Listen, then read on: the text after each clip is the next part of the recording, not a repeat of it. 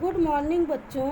आज हम Indo China में राष्ट्रवादी आंदोलन के आगे का नोट्स लिखेंगे। बच्चों, आप लोग किताब से विस्तार पूर्वक पढ़ लीजिएगा। चीन और जापान का प्रभाव।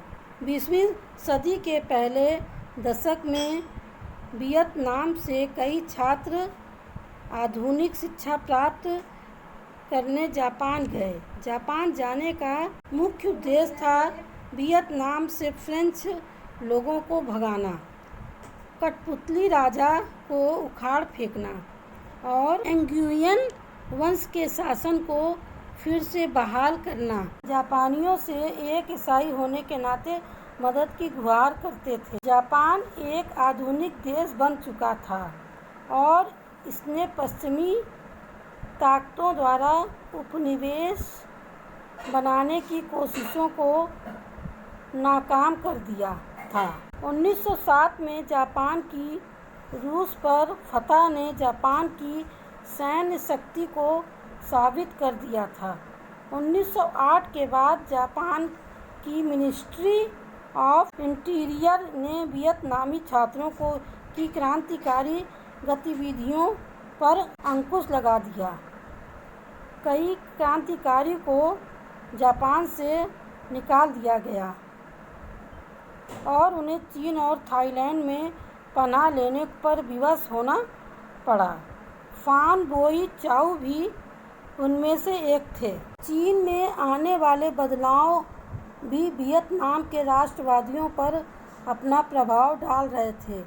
1911 में सन यात सेना के नेतृत्व में एक लोकप्रिय आंदोलन हुआ था, जिसने लंबे समय से चले आ रहे राजतंत्र को समाप्त किया और लोकतंत्र को बहाल किया था। उस घटना से वियतनाम के छात्र काफ़ी प्रभावित हुए थे।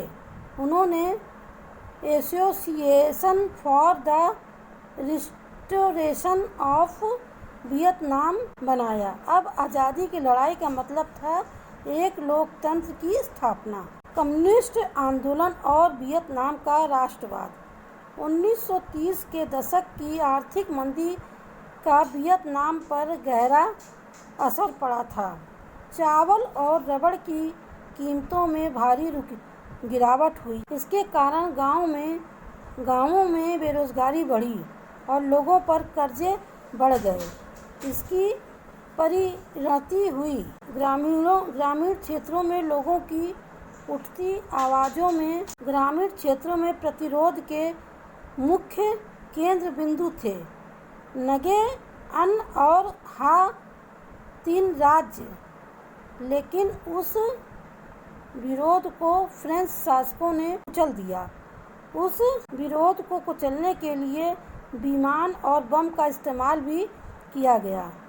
1930 की फरवरी में हो ची मिन ने कई विरोधी राष्ट्रवादी गुटों को एक साथ लाकर वियतनाम कम्युनिस्ट पार्टी को शुरू किया।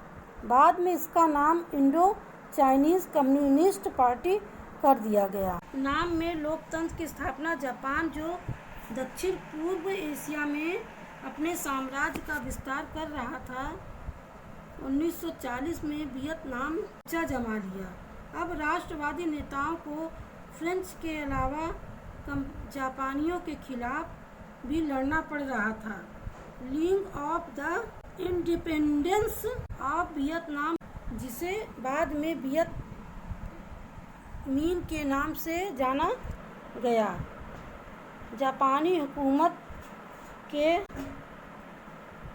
खिलाफ लड़ाई लड़ी और 1945 में हनोई को अपने कब्जे में ले लिया। इस तरह से डेमोक्रेटिक रिपब्लिक ऑफ वियतनाम का निर्माण हुआ, जिसके चेयरमैन बने हो ची मिन।